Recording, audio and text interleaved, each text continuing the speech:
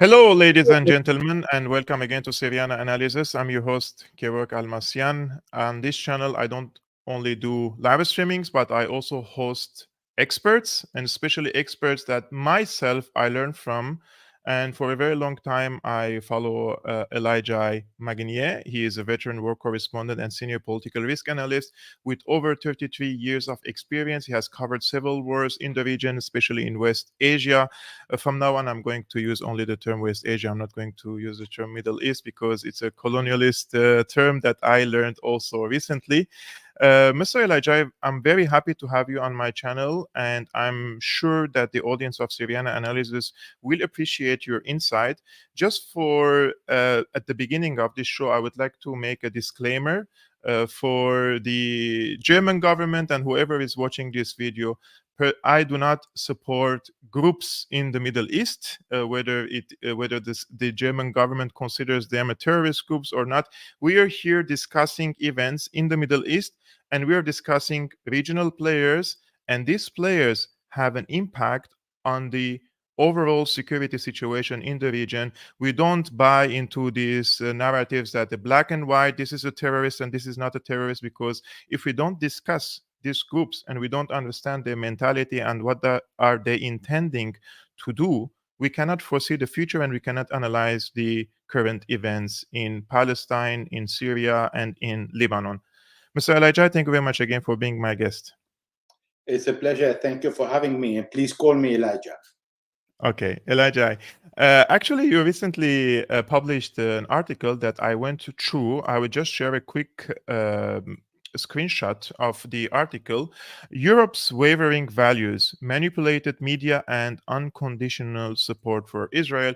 Guys, the link of this article is pinned in the comments. Please also go and read after this live streaming, and also follow Elijah's Twitter or X. I also put his Twitter account in the description below. It's very important to read for real experts. There are so many so-called pundits claiming to know the region, but Elijah is a true expert, and I truly appreciate if you hit him a follow.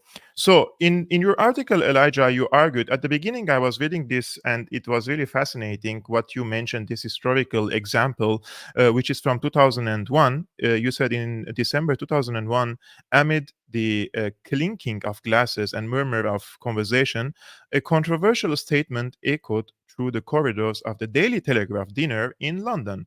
The French ambassador to London at the time, Daniel Bernard, said bluntly, quote, Israel, this small but influential nation, is at the center of the ongoing turmoil in the Middle East. And the international community was quick to react. There was an outrage that followed, with many demanding repercussions for the French diplomat.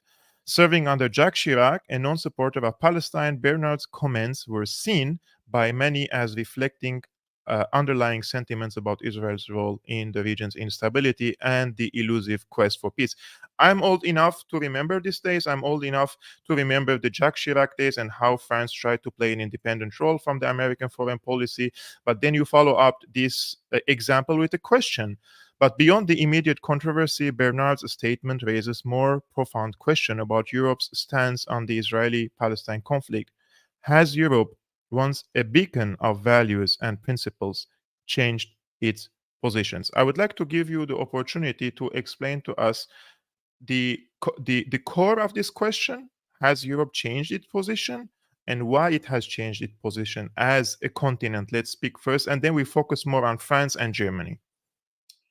Well, first of all, I would like to correct some inaccuracy in my article, which I deeply apologize.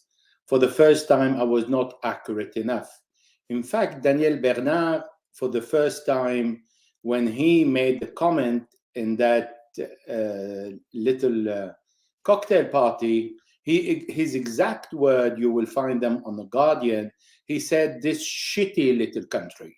So I was a little bit more diplomat by not quoting his exact words. And these are the words that you can find in the British newspaper when he made this comment. So I try to avoid it from the first paragraph so people don't think that I'm taking a stand to trying to insult Israel or whatsoever. But these were his exact words. Secondly, what I want to do is, before, when you started your episode, you had to forward a disclaimer. And that never happened before in Europe, because people here, we were free to say whatever we want.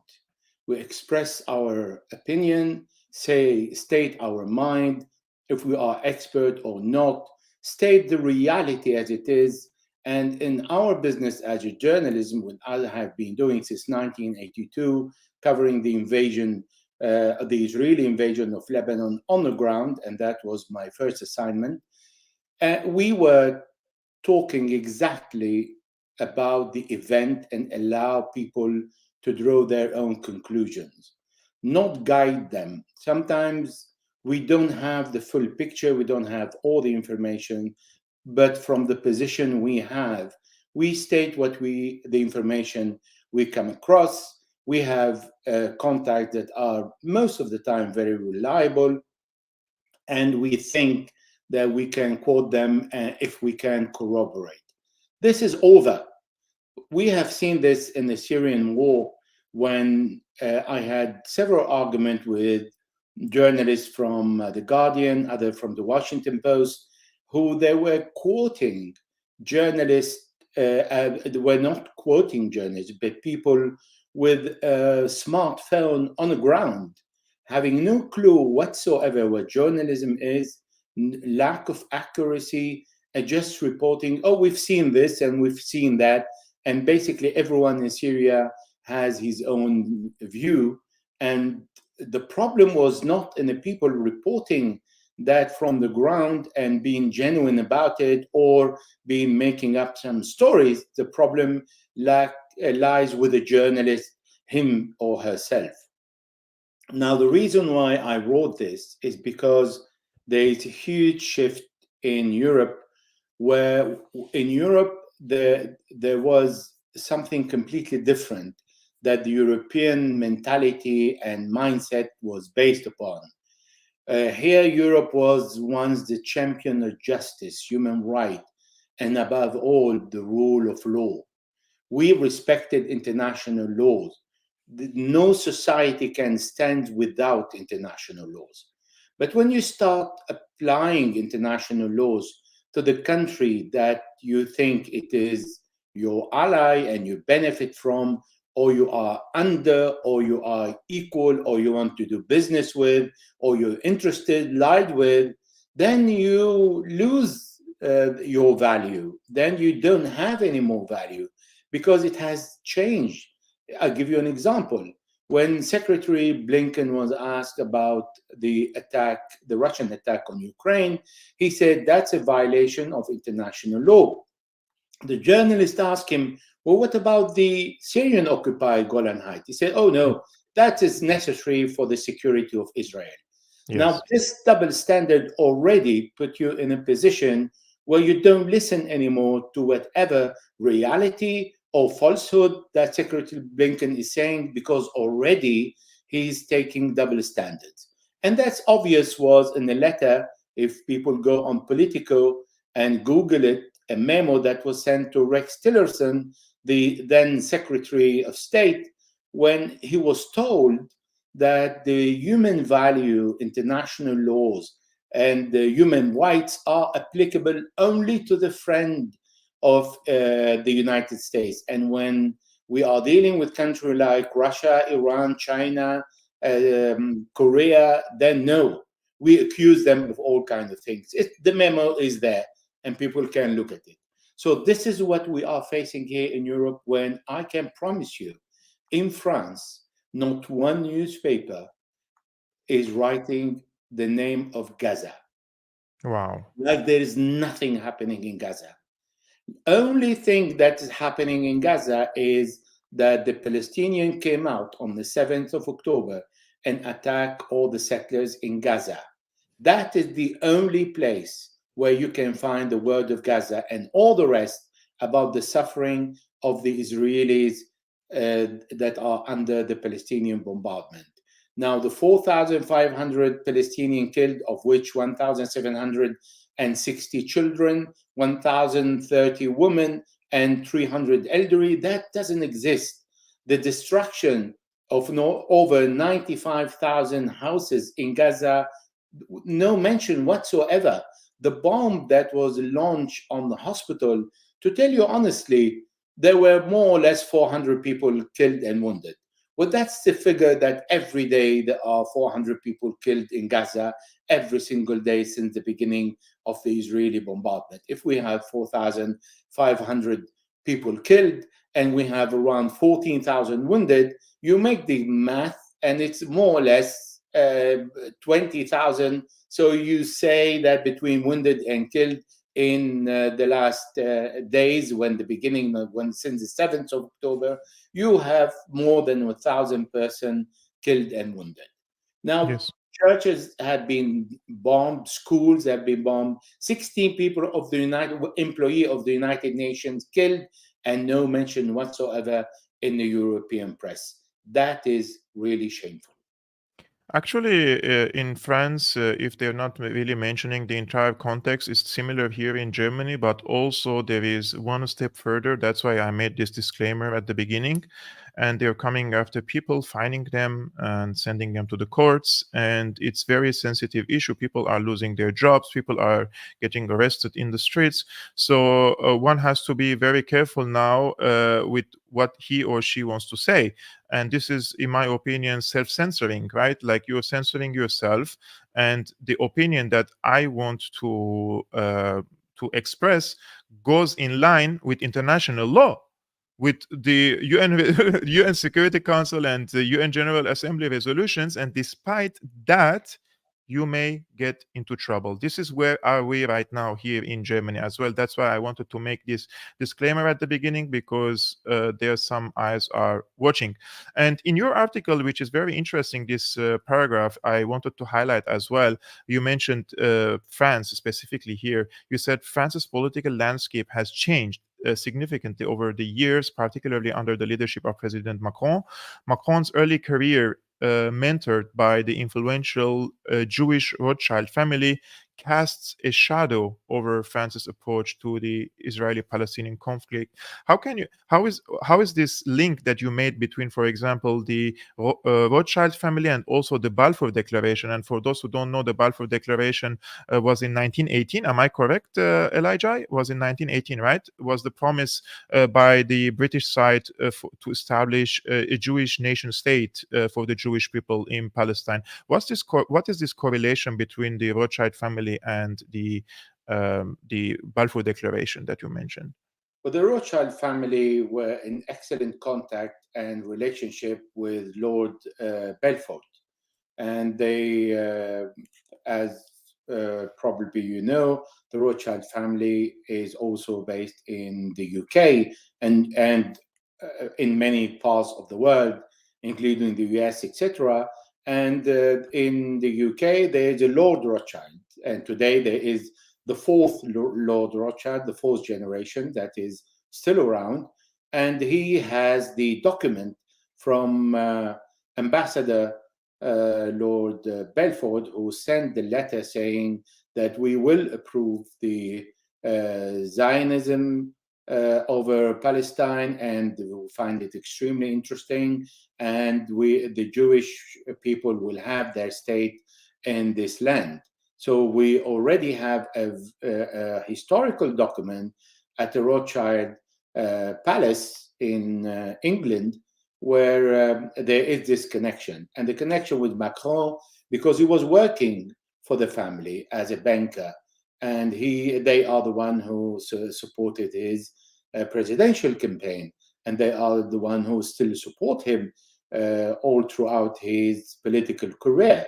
So for that, there is a strong connection between Emmanuel Macron, and already we've seen how Macron changed his policy and is no longer the French leader that we knew in Charles de Gaulle, in François Mitterrand, and even Jacques Chirac. So he changed completely the position of France to a much weaker position than it used to be the leader with Germany, the leader of Europe. Germany was a little bit under because Germany has so many US bases. It's kind of what General Charles de Gaulle said a long time ago: if you have foreign forces on your soil, it means you have an occupation forces. So from the French point of view, Germany is under occupation.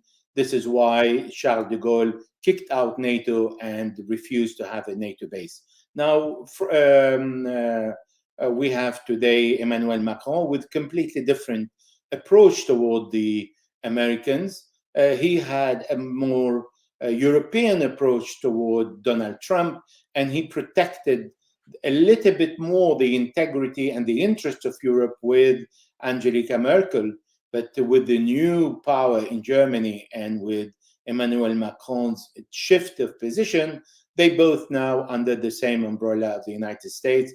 And not only the leaders have lost their independence, opinion, and plans and objectives for the benefit of the European people, but they also created a huge gap between them and the population and the European population, to the point that you hear today at the European Parliament so many voices against the position of Ursula von der Leyen, who's supporting Israel without mentioning what's happening in Gaza, saying Europe will stand with Israel because she has no right to speak in the name of the Europeans, because it is the position of the parliament to do so, and many MEP members of the European Parliament expressed themselves against Ursula von der Leyen, saying she doesn't speak on our behalf and she doesn't represent us.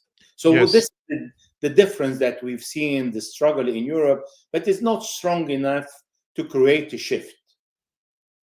Elijah, since you mentioned Germany and France, and you also mentioned that these two countries recently came under heavy influence of the United States. And before moving to the other paragraph in your article, I just want to share with you what Baerbock said. Baerbock warned against wider Middle East conflict, and she warned Hezbollah of intervention in this conflict. And she said Hezbollah must not drag Lebanon into this conflict. And she also warned Iran, Shiite militias in Iraq, and the Houthi rebels in Yemen not to jump on the treadmill of terror in a wider conflagration. Um, I don't want to discuss the content of the statement itself, but rather when a politician like Baerbock warns right, Iran or other players in the region, what type of leverage Baerbock or Germany has over these countries to warn? Because, in my opinion, if a country or a leader warns other players, they should have at least some soft tools or hard tools to play, right? Some cards to play against these regional powers or regional players. From where this warning coming from, Baerbock's warning, do you think? Two things. First of all, we have heard Baerbock in many occasions when she declared war on Russia, and she said we are at war on Russia, making many lapses. That is not surprising because she's not a professional diplomat, so she's learning. Secondly, for Europe today, it depends on the Americans. Where the Americans will ask the European jump, the European responds, how high do you want me to jump? So whatever Germany or France or Italy are launching threats, all these menaces are just in the air and worth really nothing.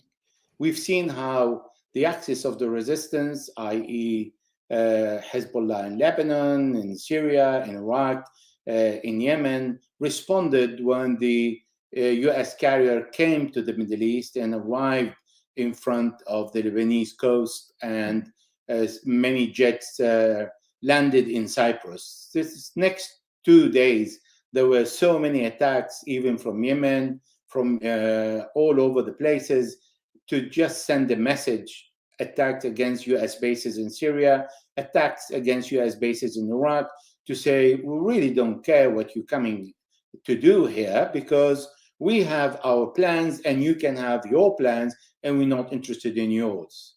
So what Germany is saying today is just a nod to what the Americans want to say for the Americans, and we've seen that for the last 23 years. The Americans don't like to go on their own and to show to the world that they are taking the initiatives and nobody agrees with them. So they like to gather allies under their skirt. And these allies, we've seen that in the war in Afghanistan, in Iraq, in Syria, they gather all the Europeans, the same club, and they say, we're not on our own, we are different countries. Well, in fact, it's the Americans. And for that, I can tell you one little example. When I was working during the first Gulf War, I received on my telex, because we didn't have internet at that time, an information saying that all the Iraqi forces have been defeated, and now there is a construction of Kuwait. All the companies who are interested in coming into Kuwait, they have the possibility to apply. They have 48 hours. Know that 98% of the contracts will be taken by the Americans and 2% by their allies. Well, that's it. So the Americans are the leaders, and all the other voices really are unimportant. Wow.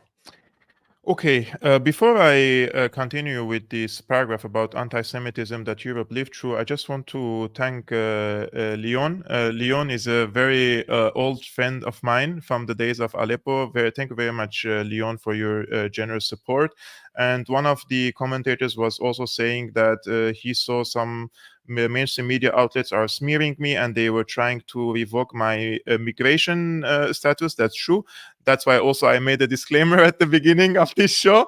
It's like I stood in front of a court. They said I'm a propagandist. I'm not a journalist, and they accused me of so many things. So it's a very dark times, guys. We have to be careful of what we're saying on social media platforms from now on. But don't be surprised, because there is now France is very busy in the story of a footballer who was born in France, who is born in France with a French ID, French passport, and who plays in Saudi Arabia, because he said that I fully support the Palestinian people in their current crisis.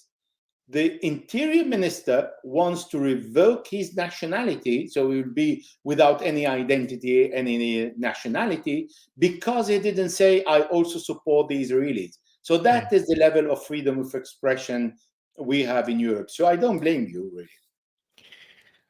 Dark times, as I said. This paragraph is very interesting, in my opinion, and the relationship of Europe with the Jewish communities.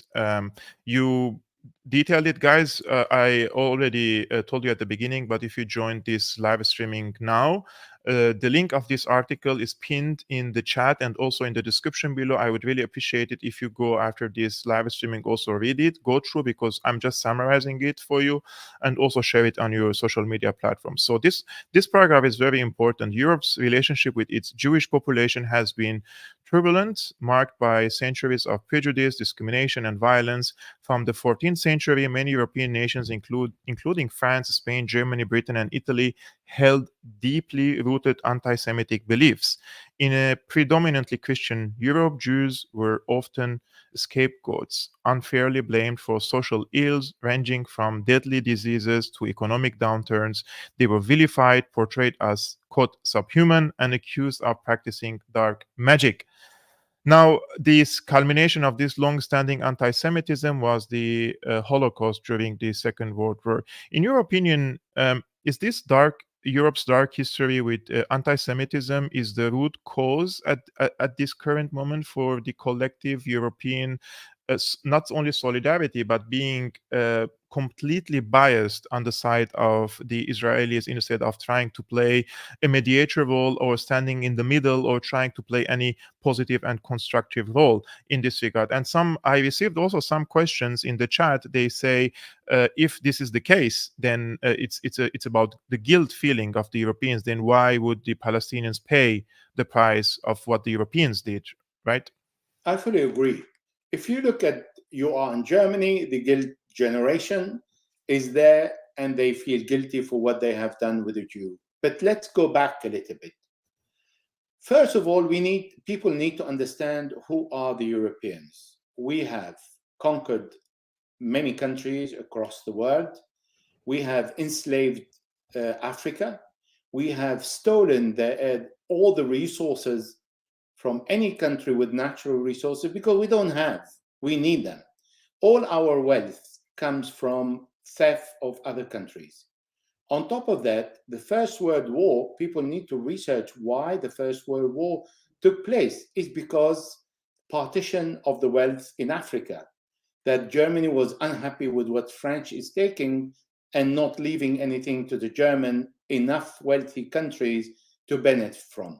So everybody is looking for resources and natural resources in Europe, because we don't have natural resources. We have the savoir-faire. We know how to do things. We have the industry. We can make the best machines and tools, and we have excellence in what we do. But we didn't have morality for many centuries.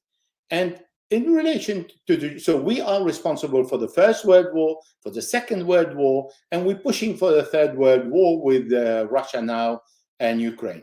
Now, what we have done with the Jews since the 14th century, we really closed them up. In Venice, if you anyone would look at the book The Merchant of Venice, will understand how the Jew were mistreated and were really how the behavior of Europe was toward the Jew. They were accused of dark magic. They were accused of play. They were accused of everything that bad is happening to Europe. And what we do, we go toward Germany, killing 6 million Jews, but it's not Germany, because in Belgium they participate, in France they participate, in Spain, in Italy, everybody killed the Jew. And we took all their wealth. This is the best thing we know how to do, is to steal the wealth of the other. And then what we did to the Jews, say, oh, you have a promised land. This is where you need to go. And we support that. And then they've sent them so the Jews don't claim their wealth back, because all the wealthy Jews that were for centuries living in Europe, rooted in Europe, all their wealth have been stolen by the European. And this is why we send them to Palestine. The Palestinian did not kill the Jew when the Jew landed. The problem started when there was a plan of the British to divide the land 50-50 between the Palestinians and the Jew. And the owner of the land said, well, no, you can't do that. And this is why the fighting started. And this is why it's 1967, 1973 war, until the Exodus, after the Exodus of 1948.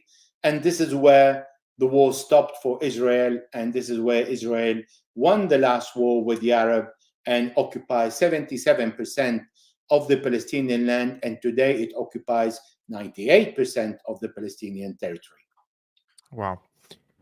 But can't this, let's say, the position of the European side, let's say the sympathy, solidarity, or call it whatever you want with the Israeli side, can't this be also without dehumanizing the Palestinian side? Because of what I see, the Israeli side has completely dehumanized the Palestinians, and we're not seeing so much pushing from the European side, trying to tell the Israelis that this was the case in the 30s, right, in Europe, and it has led to drastic consequences for the Jewish communities here in Europe. So why is it that not in the media, not among the politicians, literally no one is telling the Israelis that they cannot dehumanize the Palestinians in this extent? And if we do the calculation today, there are how many babies are dying per day? 100 baby per day. If we calculate the numbers, Israelis were bombing the Gaza Strip since 12-13 days, right? And the death toll of the babies is around 1,500 today. So it's around 157 so far. So it's around 120-30 baby per day, right? That is correct. Now, this point is very important. Demonizing allows countries, nations, groups, or people, whoever, to have a free hand to kill people. It allows them for mass violence and genocide without accountability. Now, where does it come from? If we all remember what Josep Borrell said, we are the garden and the rest of the world is the jungle. Already he's describing the rest of the world are kind of animals, because when you say they are jungle, and who lives in the jungle are the animals and the Aborigine. So we have the Americans killed all the Aborigine, the Australians did the same, and they completely exterminated them because they call them animals. And when Josep Borrell said, we are the gardens and we have to prevent other people from coming to our garden because they come from the jungle, it means we're considering all the rest of the world are like animals. And demonizing the Palestinians gives the idea of how the German demonized the Jew and consider them rats. This is why they killed 6 million of the Jews. How the Hutu demonized the Tutsi and killed 800,000 in 100 days. So the Palestinians now are demonized since 1948. So many villages, Deir Yassin and so all the other, I'm not going to count now, have been totally exterminated by the Jew with the testimony of the Israelis. Now, we have to make a big difference between Jew and Israelis, because not all the Jew are Israelis, and not all the Jew are Zionists. Joe Biden said in 2007, I am Zionist and I am not a Jew. So the problem today is the policy that the Zionism has taken since 1931, when the Haganah group was formed, that the Zionist group, and the Irgun terrorist group that was recognized worldwide as a terrorist group emerged from the Haganah. They were more radicals and became the first Zionist terrorist group in Palestine, killing British and Arab. Now, they had differences because some of them in 1940 said, we don't want to kill the Arab, we have to kill the Brit, and the others said, no, we have to kill both. And this is for the first time in history where a terrorist group reached the power and take a state recognized by the United Nations. And that is the Irgun terrorist Zionist group. This is the core problem. These are the people who are terrorists, who have reached the power, who are recognized as terrorists, have no problem in killing the children of other nation, of other ethnic group. Now the Palestinians are Semitic. You can't say they are anti-Semitic when they are Palestinian. They live on the same land. They live Yes. in the land of Philistine since before Abraham. When Abraham went to Palestine, he went to the Canaanites in the land of Palestine before the Jew. So all these people exist together. They are the same members of the same ancestors, and killing them just to impose your nation and say, I have a state of Israel, and being at war all the time. You see, this is the difference. In the Second World War, at the end of the Second World War in Europe, the generation afterward live in peace. War is over. In Palestine, 1973, 1948, 73 years, people don't live in peace. They live in war after war because they are demonized, because they are considered as animals. And we have the defense, the Israeli defense minister, and the national security advisor in Israel defining them as animal. And we here in Europe say we support Israel. It means we support demonizing the Palestinians and consider them as an animal. So this is a mindset of the European that needs to be changed. Yes, I think that has to be changed regardless of the what people say and what kind of backlash they would like to do about this. This mentality is really sickening. Also, I realized this in the Syrian war. Like we also paid 500,000 deaths, and then we have 500,000 children died in Iraq, and the price was worth it, according to the former Secretary of State of the United States. Those examples should have presented evidence for the people who want to study the region objectively and see who is really dehumanizing the people in the region on the expense of the people, right, who are indigenous people of this region. And I also want to say, probably also many of the current Palestinians living in the Gaza Strip or living in West Bank, they are probably also their ancestors were Jewish people like a few hundred years ago, and after a generation, probably they converted or they changed due to the intermarriages and everything. So even the Israeli army probably are killing the descendants of the early Jewish people in the Gaza Strip or in the West Bank in their military campaign. But since we were speaking about anti-Semitism and these sentiments and feelings towards the Jewish people, I want to share with you this very short video for 40 seconds. Professor Avi Schleim, he says the Jews lived in the Middle East for thousands of years, the majority in modern-day Iraq. After Israel's creation in 1948 and subsequent wars in the region, many found themselves accused of disloyalty by their governments.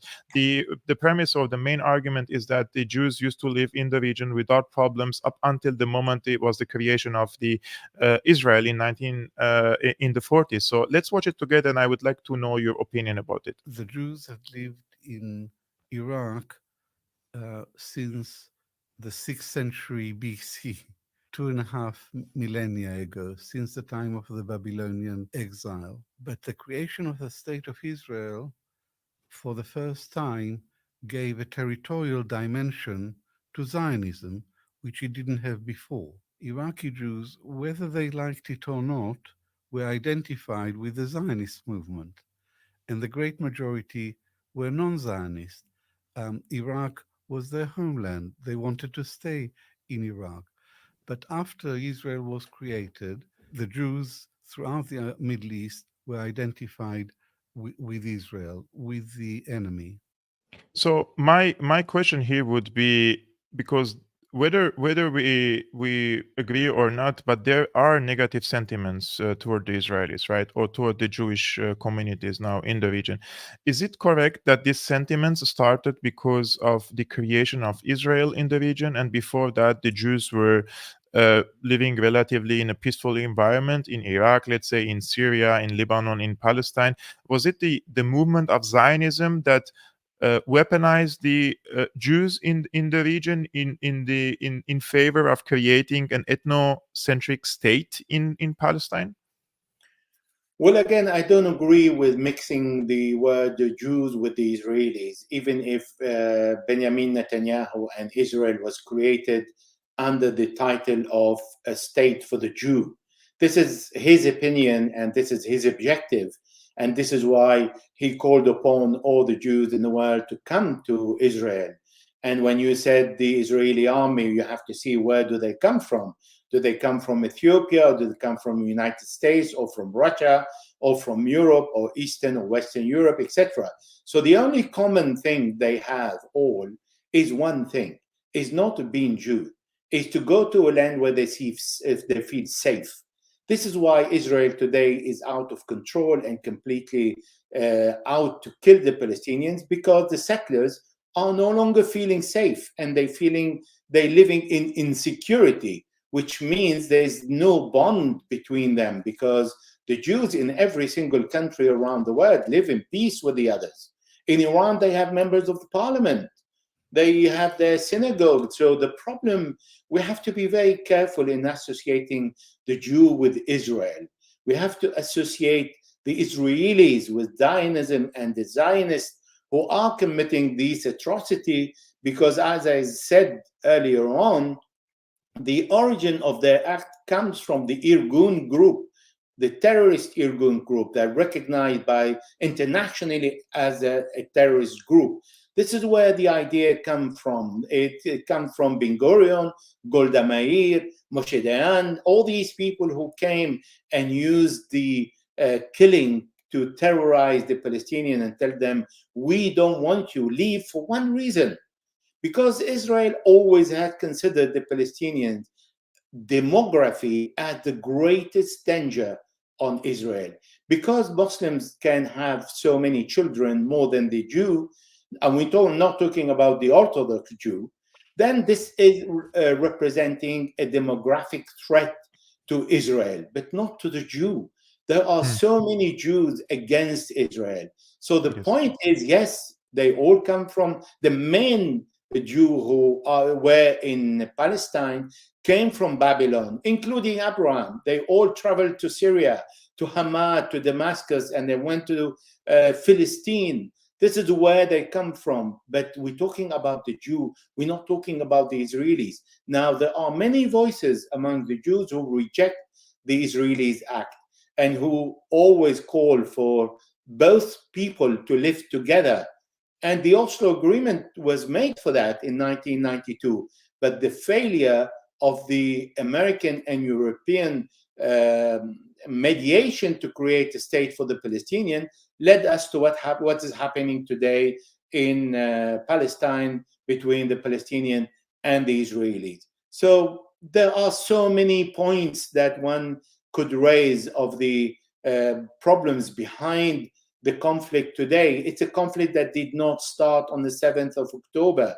It's a conflict that started from the moment 1948, when the Palestinians were kicked out and they fled their home, 700,000 with only key around the neck. I have one somewhere. That is a key. That's one of my friend who gave me key of a house in Palestine and who fled with only the key. And Wow. that's it. They thought they will return, and they never return. And And now then, they are selling the idea that the Palestinians can go to the Sinai for temporarily, wink, wink, and they will come back. They will come back after they liberate them from Hamas. I yeah, well, mean, this is as exactly what. Bassem Youssef said, we've seen this movie before. Yeah, the Egyptian president Sisi said, "You will kick them out temporarily, as you did in 1948, and they will stay in Sinai. And then they will attack you because they want to return. And then you will say that we are not capable of controlling our borders, so we're supporting terrorism, and then we have to fight you." No, Yeah. this is why the Arabs refuse the American narrative that going to try and convince the Arab of accepting the Israeli idea of creating a second Exodus. Actually, I am a believer of this argument that the Israeli side wants to push the Palestinians to the Sinai. And then in a few years, the Palestinians want to go back to their homes. They will not allow them. And the Palestinians will probably use force to go to their homes in the Gaza Strip again from the Sinai. And then the Israeli side will come and say, I have security concerns now in the Sinai. And they will try to expand more this time in the Sinai. I mean, they have occupied the Sinai once and they could do it twice. They did it in Syria with the Golan Heights, quoting again security concerns or a buffer zone. And now it sounds like these buffer zones are becoming the size of a country. Every time they have security concerns, they have to expand in the neighboring countries. Well, if you look at Article 194 of the United Nations Security Council, giving the right of the Palestinian to return to their home, never been applied. So many United Nations Security Council articles that Israel refused. Who's going to force Israel to accept the Palestinian to No one. return to their home? Nobody. No. Who managed to force on the Israelis to stop building settlements on Palestinian land? Nobody, although everybody condemned it, but then that's it. It's over. We don't go beyond condemnation, and the Israelis continue building. And on top of that, we send them money to build the settlement they want to build. So that's a double standard and the hypocrisy, unfortunately, we are very good at.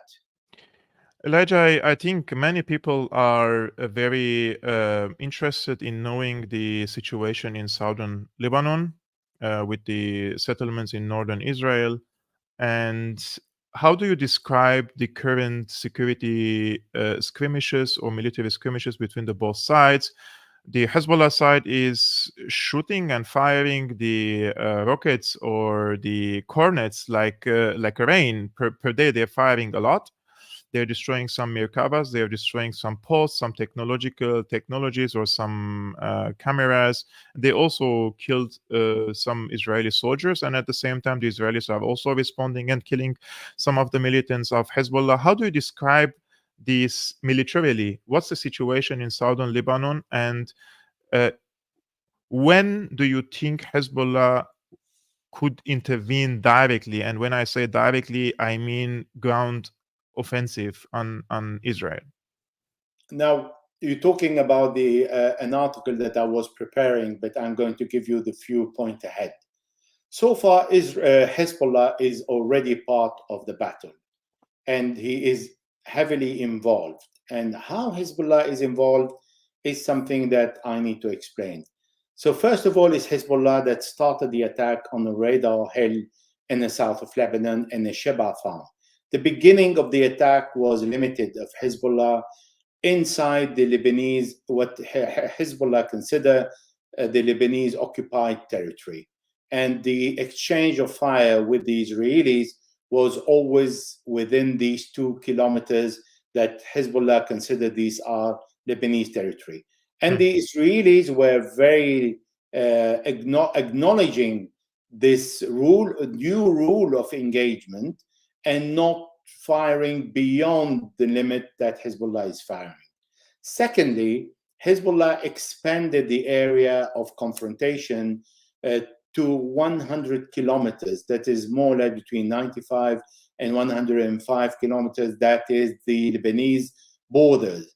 And Hezbollah is fighting and launching missiles and laser-guided missiles on the west, and then on the east, and then in the middle, to make sure that the whole Israeli army is engaged. Thirdly, may I continue, or you want to? Yes. No. Thirdly, there is a very significant shift in the confrontation. So Hezbollah, for the first time, is not engaged in a battle inside the Lebanese territory. Hezbollah has taken the battle outside the Lebanese territory. And for the first time, Israel is not engaged in outside the territory that is controlling, but is engaged in the territory that it is under its control. So now we see Hezbollah is fighting in another territory, not its own territory. Another point is Hezbollah has mobilized many thousands, I'm not going to say the figure now because it doesn't add up, but has mobilized many of 1,000 of its elite forces along the 100 kilometers in a way that Israel can see it. It is important that Israel see the deployment. It's not good that Israel doesn't see, because by seeing it, Hezbollah is attracting at least a third of the Israeli army on the southern Lebanon front, which is the northern Israeli front.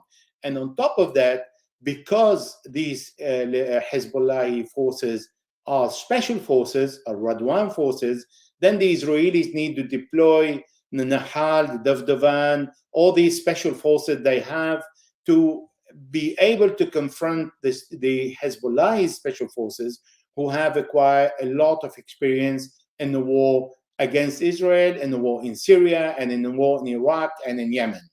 Also, Hezbollah did something in the last few days. It had dismantled all the Israeli surveillance infrastructure along the border. Effectively, the Israelis are completely blind electronically. There is no electronic surveillance capability. There is no thermal surveillance camera, no sensors, spying devices, communication towers. All that is gone. That forces the Israeli army to rely on physical patrol. So they have physically to come out and then patrol the border so they can see what's happening, and if the cement wall is damaged or not, and that exposes them to a risk of a potential sniper attack. And then Hezbollah adopted a tactic of continuous engagement. It has used maneuver of constant bombardment to keep the Israeli forces in constant vigilance. So this is a strategy aimed to wear down and exhaust the Israeli army, ensuring that they will always remain in a state of tension, vigilance, and when they change the forces, the forces are exhausted. Now, another point that I have seen is, despite the Israeli huge air force capability, they are still firing within 2 to 5 kilometers, no more, on the borders.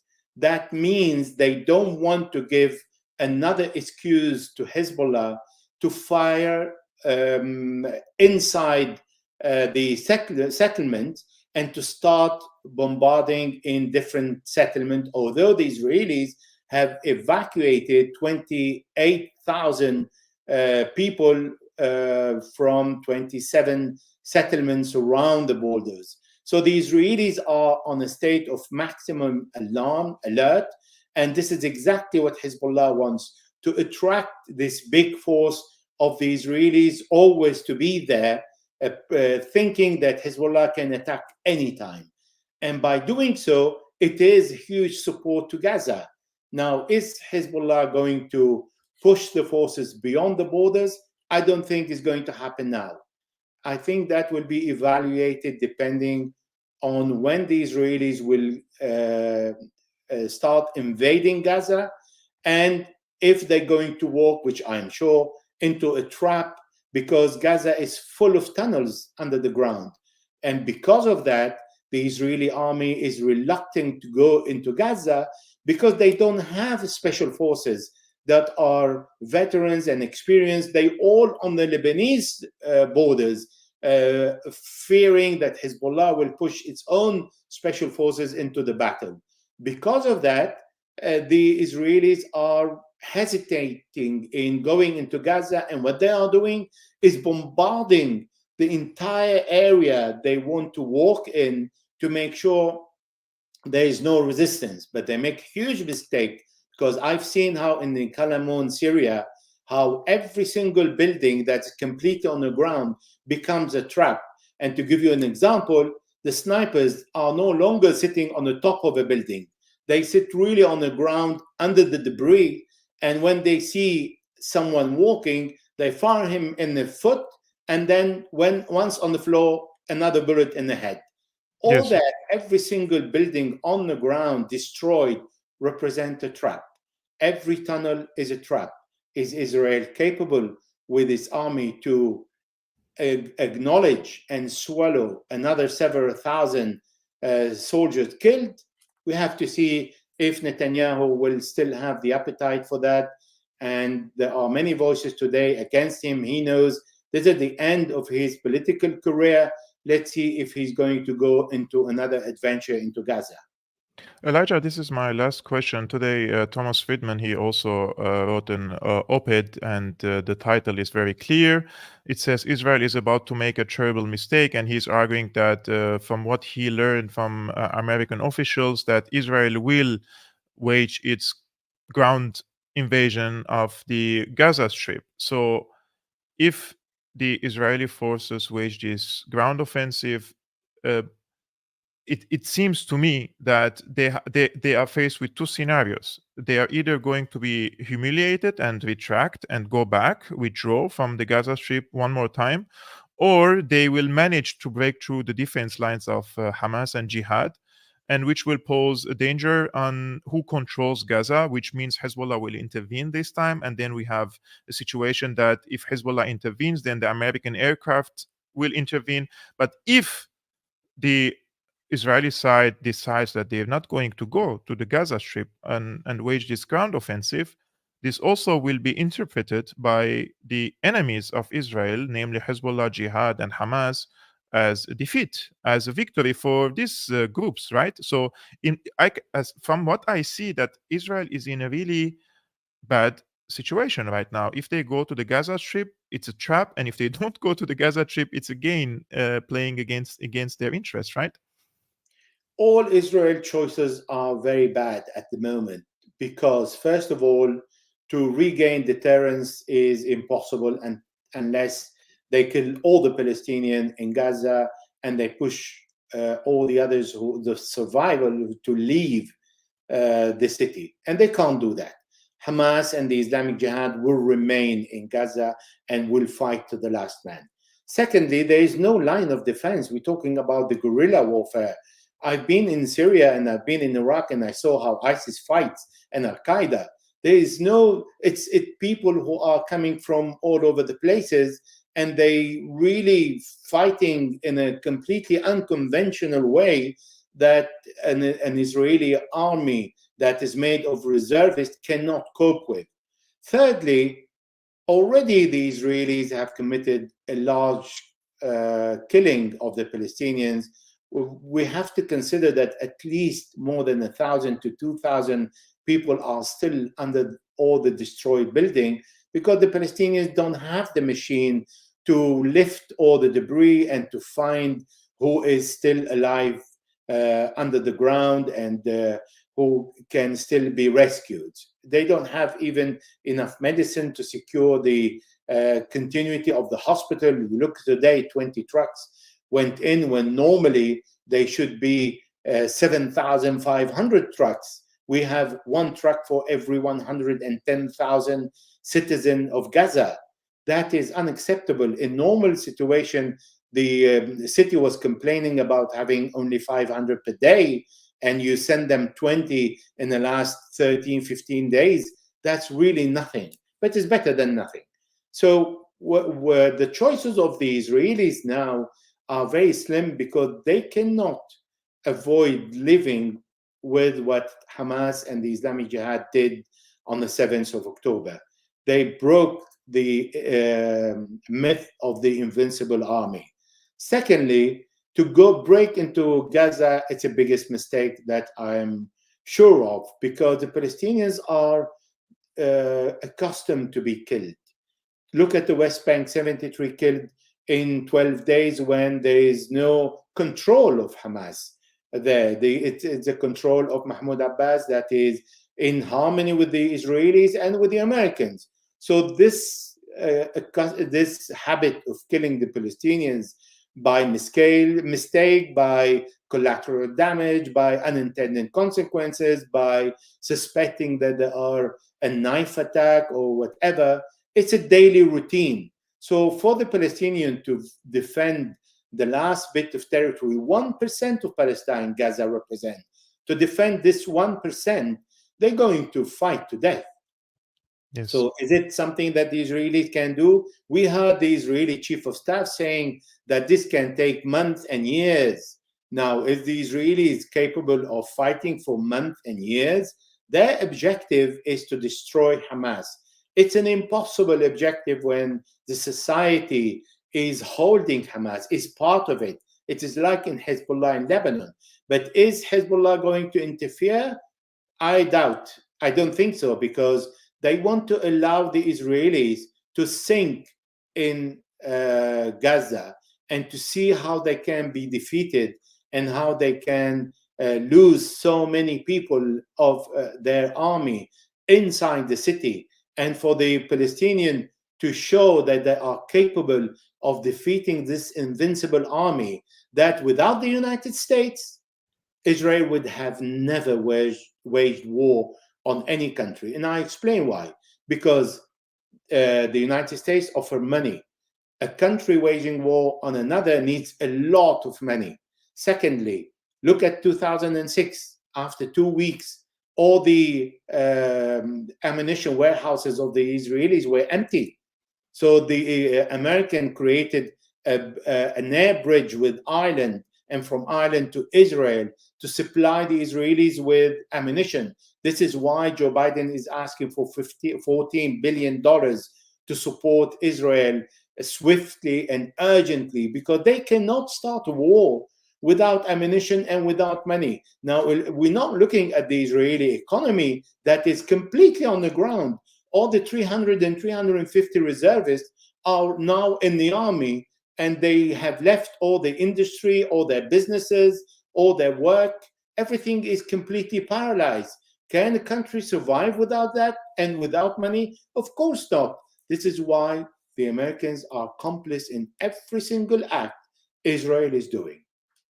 And we also have to ask this question: can the Americans sustain funding two major wars at the same time for a couple of years, like in Ukraine and in Israel and Palestine at the same time? This is also a legitimate question that we have to ask. And also the ammunition of the Americans, even in Ukraine, they had to supply them with the cluster bombs because they went out of ammunition. So this are, in my opinion, not playing in favor of the American camp here. And I think for the first time, as much as I remember from the Arab-Israeli conflict, I can see that the balance of power started to shift against the Israeli side, and also the powers in the region, namely Iran, Hezbollah, the Palestinian groups, and Syria, are holding they're holding the initiation card, right? Not like acting on reactions. And I remember in 67, in 6 days, Israel conquered the Gaza Strip, the West Bank, the Sinai, the Golan Heights. They defeated two major armies in 6 days, and they've been now mobilizing their army for 2 weeks to go to the Gaza Strip. And this is, in my opinion, a major change. And if they go to the Gaza Strip, it's a trap. And if they don't go, it's again a defeat. It will be considered a defeat for the Israeli side. This is just, I wanted to mention at the end of this brilliant conversation with you, Elijah. Thank you very much for being my guest. I really appreciate that you dedicated a lot of your time today for me personally, because I would like to learn from you, and also the audience who were like writing here. I couldn't even follow so many comments coming to you, and in appreciation for your knowledge. I'm sure many of them also learning from you. Guys, the article that we discussed today with Elijah, it's his article on his website. I pinned the link, as I mentioned, in the chat, and also it is in the description below. Please go and read it and also share it with your friends, because it's very important for the people to understand the region from knowledgeable people and experts like Elijah. Elijah, you are a veteran war correspondent and senior political risk analyst with over 33 years of experience covering so many wars. Thank you very much for being my guest. It was a really pleasure. My entire pleasure. Thank you. And thank you guys for tuning in and being patient with us. An hour and 5 minutes of discussion about this very important topic. I really appreciate all of you guys that you tuned in and also supporting Syriana Analysis, whether by sharing the videos on your social media platforms or sending it to your friends. And if you want to support my independent work, like I'm doing this one, there is this link on the screen. You can also become a patron. That is a great help for me to continue and bring to you content like this. And I will see you on Monday.